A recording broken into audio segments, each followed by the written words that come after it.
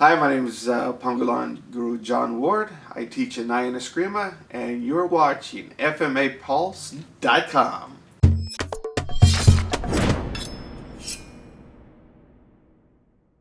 Yeah, I was exposed to Filipino martial arts and the speed and the grace and really the flow of it all. To see the combative side, I was hooked. I was hooked right away. So it seems like, every year, even something I've been doing for 20 years, I get a different understanding of the same technique or idea.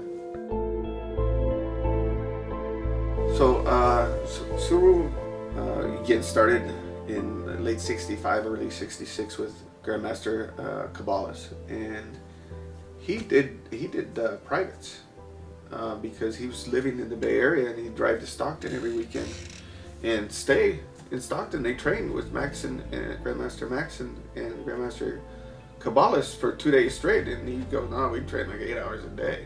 They loved it. So that was really the foundation of what he did. And then he gave a lot of credit to Grandmaster Leo Hiron for sharing some of the Largamano concepts with him. He never I don't think he became a formal student, but I know that he was able to train with him a few times. And then it kind of developed from there.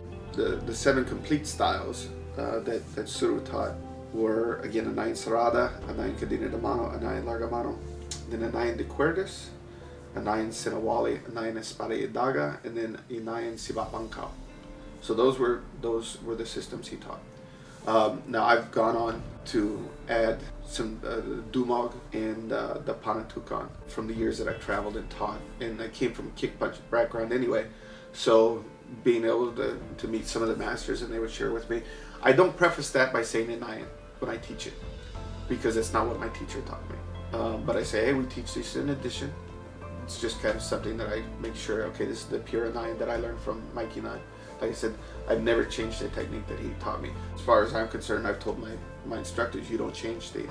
Once you change it, it's no longer that art, and there'll be an evolution where there's a degradation of the art the way he taught it. Now you can evolve and say, okay, we can change this, but you don't call it the basic. It's a variation or advanced technique, and I'm really big on that. It's going to be taught the way I was taught, and again, everybody makes their art their own. Guro Jon was big in saying that. We study systems, but styles are personal, and I think that's an outstanding way of putting it. And it's important to be individual, and yeah, hopefully we carry that heritage and that legacy in his memory. I first met Mike Inay in, I think it was 1982. I started Taekwondo in 1980. And then he started teaching Ernie Reyes and Tony Thompson, my teacher. And so he would come to seminars at the school. And I go, oh, this is pretty cool. I like this. But I realized at some point, it was funny, I was like 21, so I've been doing martial arts for 10, 11 years already. And I realized one day, and then martial arts is my life. I knew I wanted to do martial arts. And I realized one day I wasn't going to be able to kick anymore. When you get older, you can't kick. And I remembered I really liked the Escrima when I took the seminars with Mike Inay. And he just so happened I found him by accident. I got lucky, and I remember he walked out of the office. It was all dark inside the school, and you never met him. So he had a presence, but he had the big Fu Manchu. So he walked out and just looked at me. He goes, can I help you? I go, do you teach Cerrada? He goes, yeah. I go, thank you. I ran back out. He scared the heck out of me. But yeah, I just started that week. If you're a good teacher, your name should live forever. That's your legacy. And it's funny because sometimes people go, boy, you talk about your teacher a lot. I go, yeah. Yeah, but you're teaching it. I go, it's not my art, it's his art. I'm just one of the guardians. I got to keep it like this so that my gurus pass the same thing down, the same knowledge. He had the ability to talk to people from different walks of life on the same levels. So whether they're a doctor or a warehouse guy, he really drew people in. He was, I don't want to say hard because that's the wrong word, but he wanted to make sure you got the technique. And he would give it to you and then tweak it a little bit and tweak it. Everybody had he was very unique in the way he taught. Because I asked him about Angel, he said Angel was very patient. And I think that's a good word for Suro. But you always wanted to please him. You know, you wanted to do it right for him. And he really wanted to make sure that you own the technique. I've got a way of putting it. A lot of people rent techniques. They'll do it a few times. Oh, I got it. But it's not ingrained. It hasn't become hardwired. He got you to where you own that technique. That if you stopped today and picked up a stick in 20 years, you could still do the technique. It's like riding a bike. You don't forget this. And he had little irks. If he didn't like something, he just kind of look, yeah, or there's an expression, you go, yee, you knew you did it wrong. But he wasn't a perfectionist. Perfectionist is the wrong word. He wanted you to do it right for you, you know, make it your technique. But he was very firm in the basics. He goes, this is what's going to get you to that next evolution. And again, he went from technique to concepts, and he was very big into kind of the warrior code that's kind of been lost in a lot of styles. You know, he talked about things like honor and integrity and loyalty, and hey, this is the way a warrior should live. The other side of it was he was very poignant when he's like, hey, these are blade arts. Once you start changing them so it's no longer a blade art, then you've really disrespected those who came before us. He had a very simple way of putting it. He goes, bad techniques were left on the battlefield. If it was a bad technique, you died with it. If he hit you, he did it because he wanted you to understand. Like I said, the guy who won't hit you, he's kind of doing you a disservice, because you're thinking, oh, it works. It was never abusive. He didn't do it out of malice. He did it because he wanted to make you better. But yeah, no, he was a heavy hitter. His whole thing was take you to your limit and push you a little bit past that. That's the way he grew the student. And every once in a while, he'd go like this, let's test him out a little bit. And he'd turn it on you, and you're like, what did I do wrong? You know, you're fighting for your life in there. And you take a couple of hits, and you start laughing during the middle of it, you know. But he was very graceful when he would move. But the way he would check, you know, he wouldn't overpower you, but you couldn't do anything. You were kind of stuck. Just his ability to read techniques, and his timing was crazy. So he was big for a Filipino, and he hit hard, but his timing was just so on that you couldn't touch him.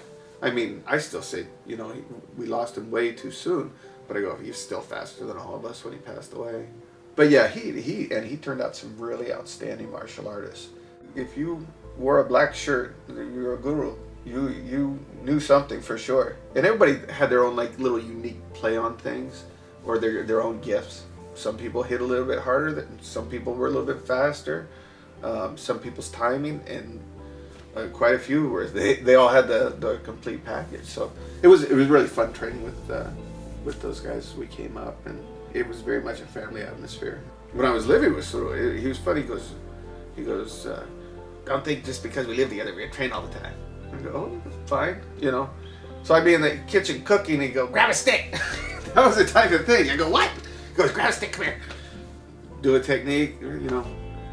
And okay, now my food's burning. Yeah, he was generous with his knowledge. He was very generous with his knowledge, and a very sweet guy.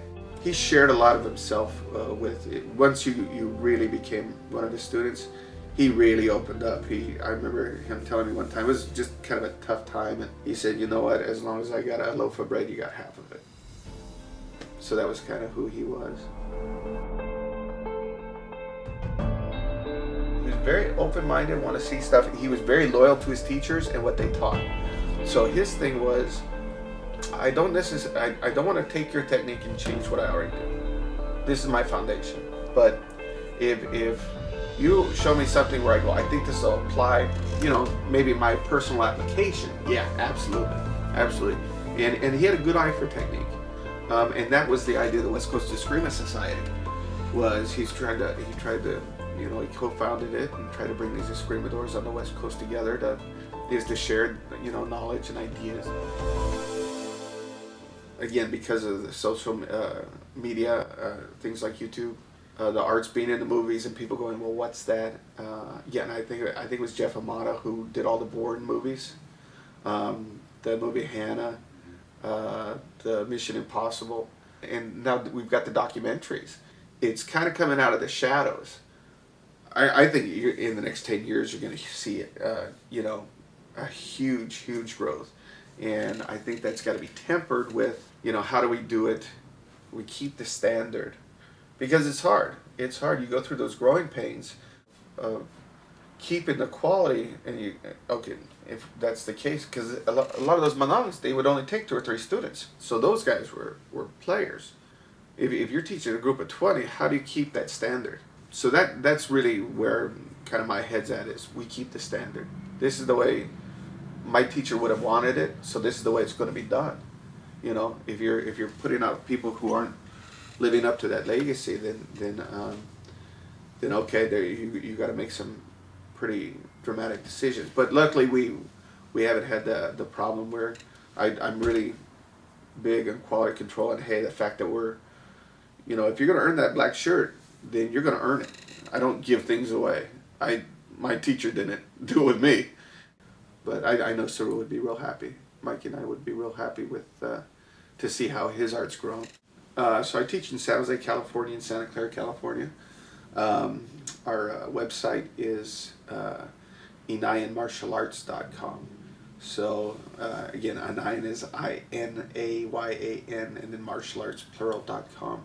Find an instructor you feel comfortable with. But if you don't feel that connection with the instructor, I think that's real important when we're talking about the arts that we're talking about. It's not cardio karate or something where, hey, they're going to come in, they're sweating, they leave. We're talking about, we're going to give them certain skills that you're kind of responsible for giving them their skills. And if you're teaching the wrong people, then it's not on them, it's on you. My whole thing about martial arts is, if you're happy doing it, that makes you a happy person, that makes the people around you happy. If you're a negative person and you bring that negativity in relationships in your life, you're bringing them down.